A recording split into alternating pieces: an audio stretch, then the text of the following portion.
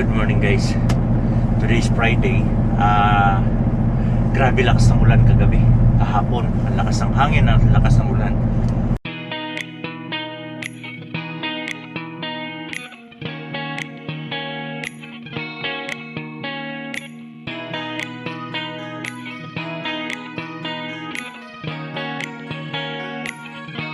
Sumama ka sa biyahe, yan ang biyahe ng buhay. Filipino Truckers Pro, takbong pogi lang tayo, mga biyahero.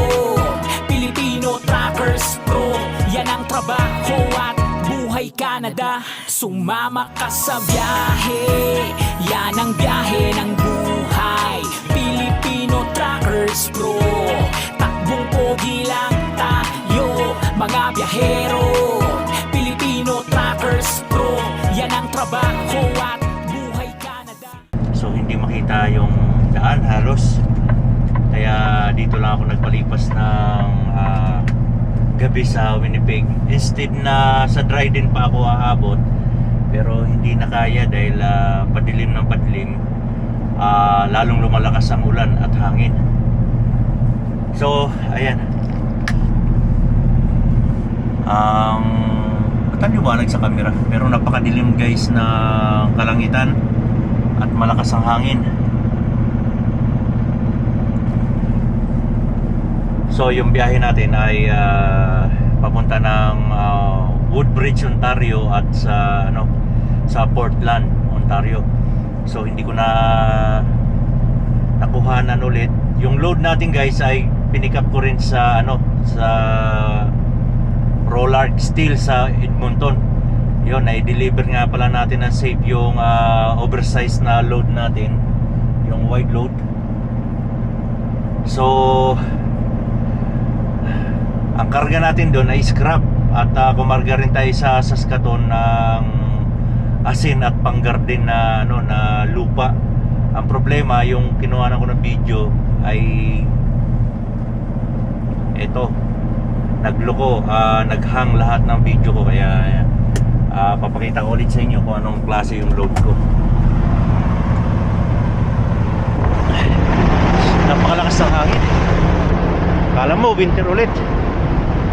So ito yung karga natin guys, dalawang bin na scrap na stainless. Ba't kinakalawang?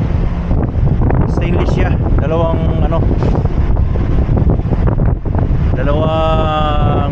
bin ito, basurahan or bucket. So yan,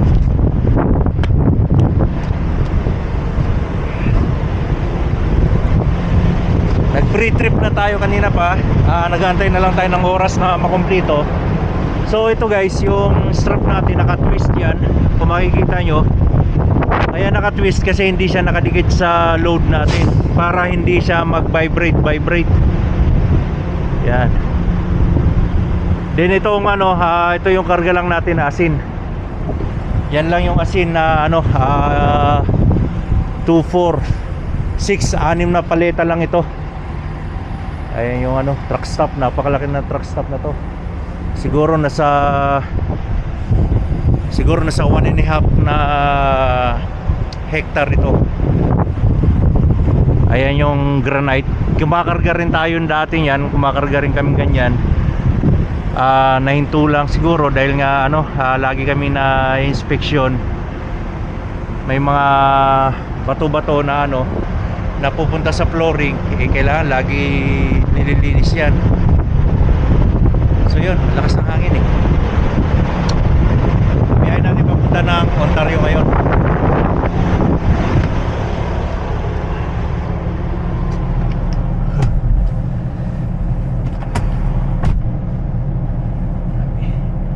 Parang winter na naman napakadilim ng langit. Congratulations nga pala guys, ito may nanalo na Pilipino, kakilala mismo or kaibigan ni Doc Frank, taga British Columbia. So nanalo siya ng $80 million. Wow! Grabe no. Siguro nung humawak siya ng cheque na malaki. Siguro nanginginig yung mga buong kalamnan niya. Sarap manalo. Kung manalo tayo, matutupad natin yung truck stop sa Pilipinas. Paano mananalo? Hindi naman tumataya.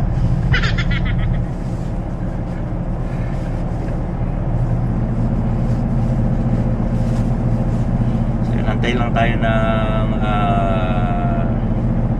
7:15 AM. Ang oras natin ay 7:07. So yun, malamig na naman.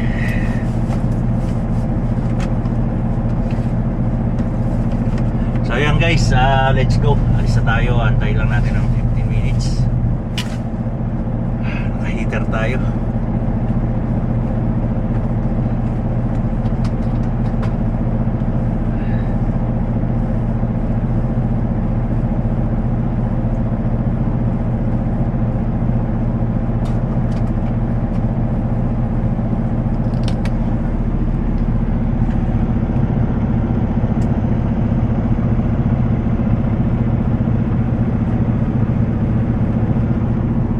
Yan ang pinapangarap ko, malagyan ng truck stop sa South at North. Bago pumasok ng Maynila na sa North Expressway, may truck stop doon. At bago pumasok ng Maynila ulit sa galing South, may truck stop. Pag manalo. Kung matatayuan natin ang truck stop sa Maynila, mas maganda. Maraming trabaho, maraming matutulungan, maraming may bibigay na sa privilege para sa mga truck driver. Diba? Kasi libre shower, libre CR kung magkarga ng diesel. Siyempre, ganun, parang flying J ang gagawin natin sa Pilipinas kung manalo sa loob. Yan lang guys. So yun guys, after 3 days, 3.5 days na biyahe natin, nakarating din tayo sa Innisfil Yard ng Safe. So nandito na tayo. Ayan, sa Innisfil Yard.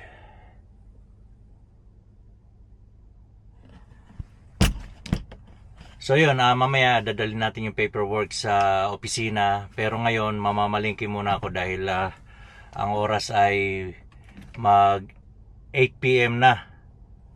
So baka masaraduhan tayo ng palengke dahil weekend ngayon, maaga sila magsasara. So yun, bukas ipiprepare natin yung load natin. Papakita ko sa inyo kung anong load meron tayo. Alright? Okay, let's go. A few moments later. So yun, ihahatid muna natin tong paperwork sa mailbox. At sa mailbox din natin yung yung next na reload natin. So yan, halos lahat ng mga truck may mga reload na yan pabalik ng west na biyahe. Sarado na, hindi na tayo nakapamalengke. Hindi na abot tayo sa palengke kaya hindi na ako na malengke. Prepare ko na lang yung paperwork ko, load.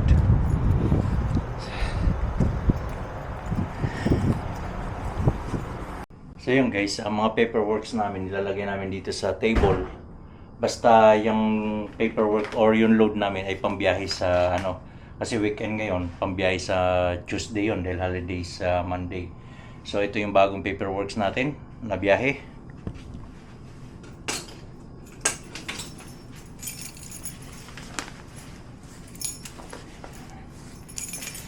May kanya-kanya kaming mailbox dyan. So dyan lahat ng sulat, paperworks, everything nandyan. So ito, titingnan natin ito mamaya. Hanapin natin kung anong trigger natin. Okay, sit muna tayo sa taas. Baka may mga tropa at makipagpintuhan tayo.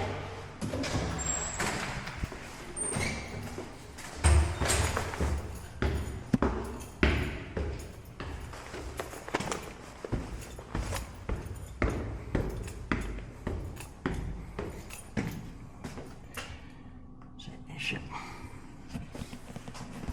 So yun guys, sinahuli na natin yung gamit sa oversize or wide load. Ito yung frame na sa side mirror. Ito yung mga strobe light.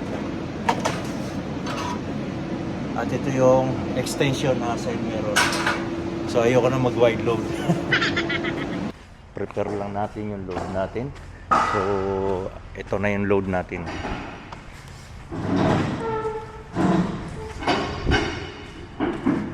Ayan. Pang ano to pang garden.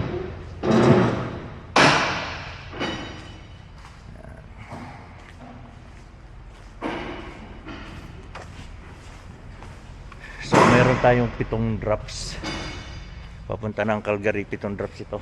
Itong ano na to, assorted, iba-ibang kumpanya. Ayan.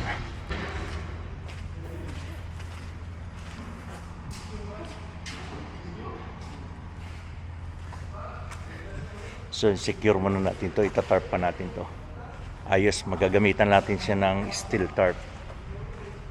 So Sunday ngayon, busy pa rin. May trabaho pa rin yung mga ano natin kahit Sunday. So ngayon itong load ko, ito walang tarp daw ito. Walang itong tarp. Ang itatarp ko lang ito at ito. Ayan.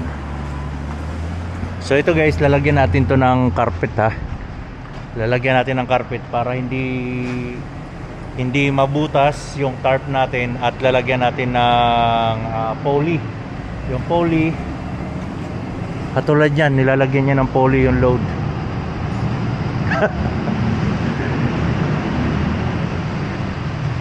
May poly pa talaga. Oh, shout out. Shout out sa mga taga Bulacan. Ayan. Ganyan ka sensitive yung load namin. Kailangan talaga may poly. May poly rin tong pop, no? Oo. Ganyan. Kasi yan ang signature ng Kelsey, clean and dry. So kailangan natin ito guys. Lagyan din natin ng carpet ito para hindi masira din yung tarp natin. So yun, itatarp na natin, then poly, lagyan natin ng carpet, then ready to go. Mamamalengke pa tayo. I-pre-trip natin tong trailer na to, i-check natin, double check. Tulad niyan, nakaano. So ayusin natin yan. Then tulad nito guys, merong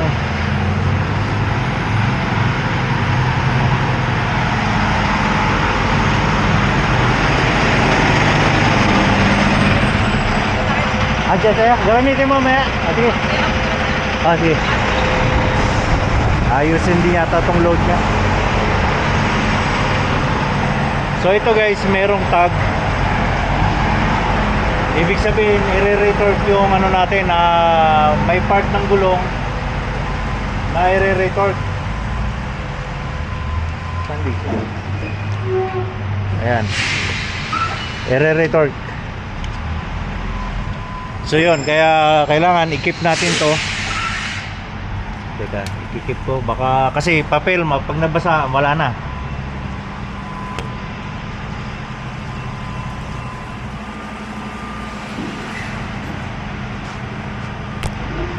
So yan, na-keep na natin dahil mamaya ipapa-retorque natin to sa tire crack. Alright, mag-start na tayo. So yun guys, ganito yan nilagyan ko ng poly yung ganyang load ko kasi sensitive ito, stainless. Ayan. Then syempre nilagyan natin ng carpet yan para hindi mapunit yung tarp natin. Ganon din ito, nilagyan ko ng carpet bago ko lagyan ng poly. So lahat ng ito matalas, nilagyan ko ng carpet para hindi masira yung tarp natin. Yan, ganon. Then make sure nyo rin itong dulo kasi matalas to. para hindi lagyan ng carpet din both side, lahat ng corner. So lalagyan natin ng poly ito dahil pag ito nabasa ng ulan, pag nabasa ito ng ulan, kakalawangin or magmo-moist yung tarp. So ganyan ang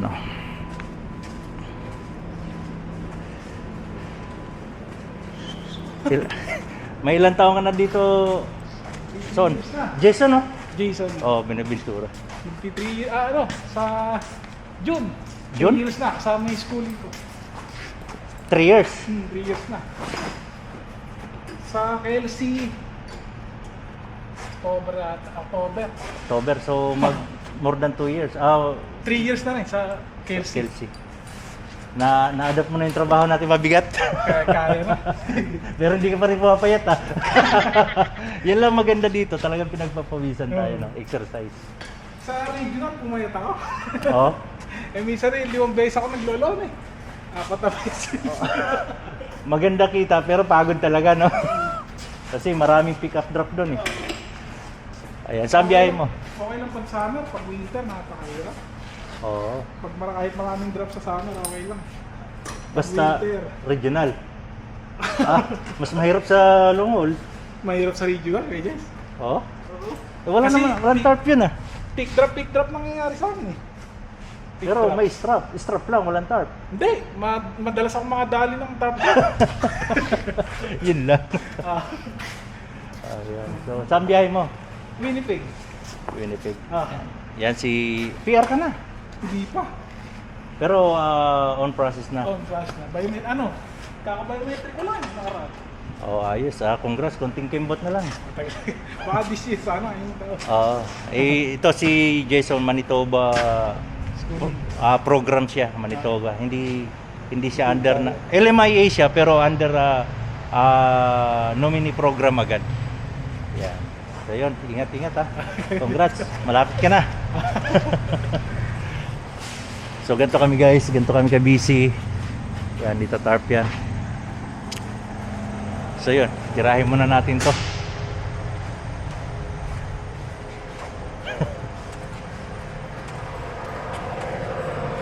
Yeah. Poly tayo. Itatarp na natin.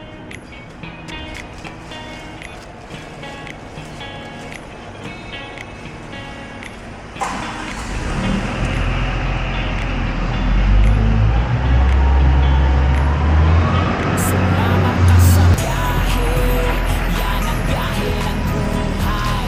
Pilipino Truckers Pro, takbong pogi lang tayo, mga biyahero.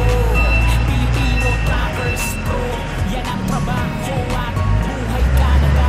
Sumama ka sa biyahe, yan ang biyahe ng buhay. Pilipino Truckers Pro, takbong pogi lang tayo, mga biyahero. Pilipino Truckers Pro, yan ang trabaho at Kailangan kada galaw sigurado para hindi mahulog. Pilipino Truckers, kahit mabigat man ang dala. Buhay ka magkaroon tiyaga, mahirap man di aatras. Yan ang Pinoy, laging malakas. Handa anumang dumating na bukas. Ipapakita niya sa biyahe ang trabaho niya. Makikita ang ginagawa sa truck na kanyang dinadala. Takbong pogi lang tayo. Yan ang Pilipino Truckers Pro. Sumama ka sa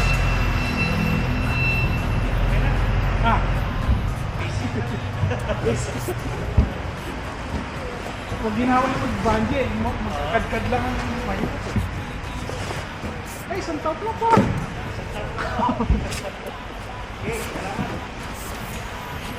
Meron ka pa tatapusin eh.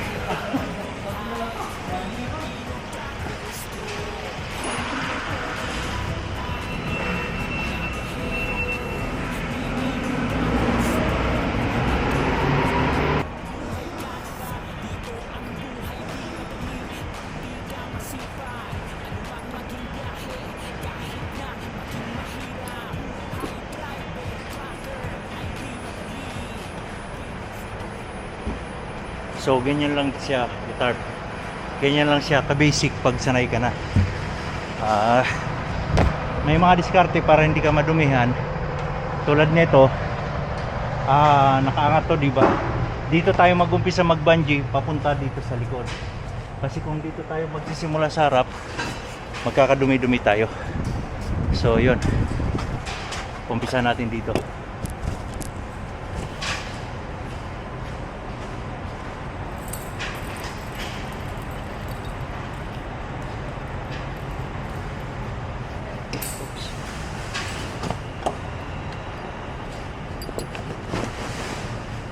Hindi naman maiwasan na hindi marumi yan, pero ibig sabihin hindi ka gaano marumi.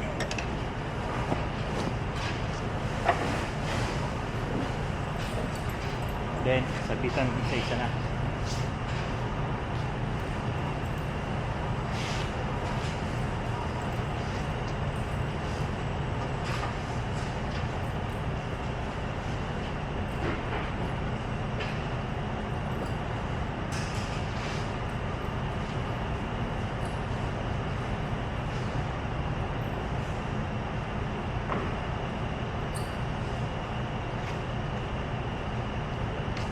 So dito yung D-ring natin medyo mababa.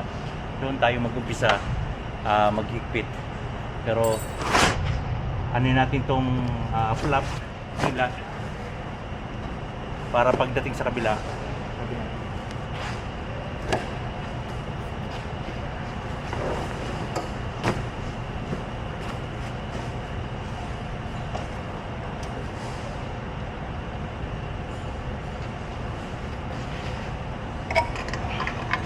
So ganyan lang guys ang gagawin natin. Pati sa susunod na pagtatarp natin, ganun ang umpisa natin.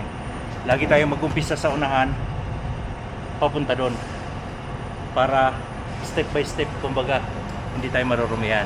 So yun guys, tapos na ako mag-tarp. Ayan. Si Benji, isa sa city driver namin.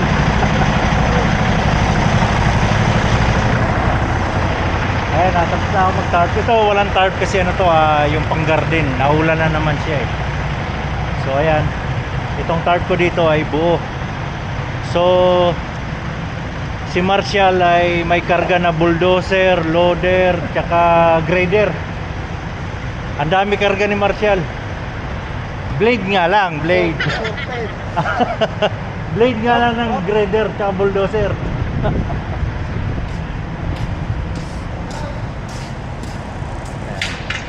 Yan yung mga ano, parts ng grader, blade ng grader, tsaka ano, na loader. Ito blade to eh. Saan biyahe mo? Sa Quebec, 4 na drops to. 4 na drops? Ay sigurado isang tanggalan lang yan. Manitolin, Chris Bryant, St. Hubert, St. Julie.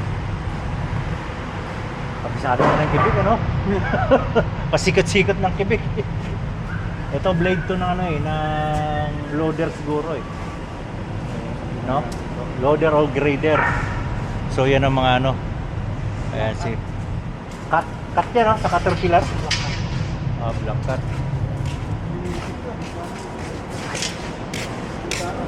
Ikaw Chris, may load ka na?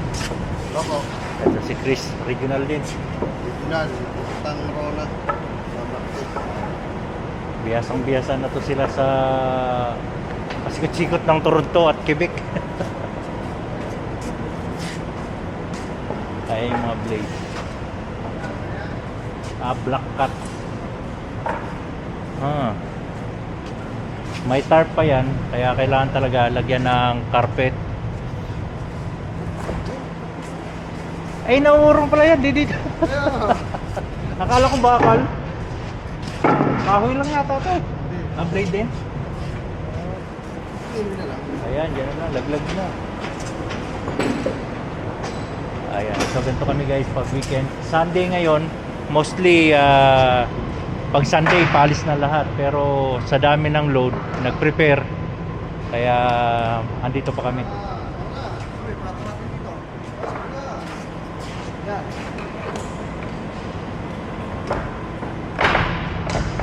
So kami guys, hindi basta secure lang na secure, kailangan na siguraduhin na safe yung ginagawa.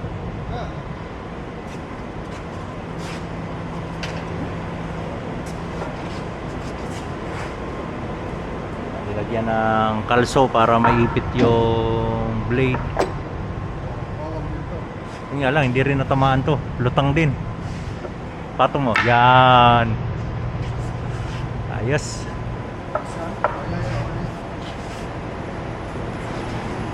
So yun guys, hanggang dito na lang kami. Oh, ingat-ingat kayo ah. Ingat-ingat. Sa biyahe. Kasi minsan-minsan lang kami magkita-kita guys. Buwan, ilang buwan bago magkita no. Ingat, ingat. alis na. Oh, lalabas ko na to. Okay. Okay. Okay, ingat. Kaya yung load ko, ready to go na rin.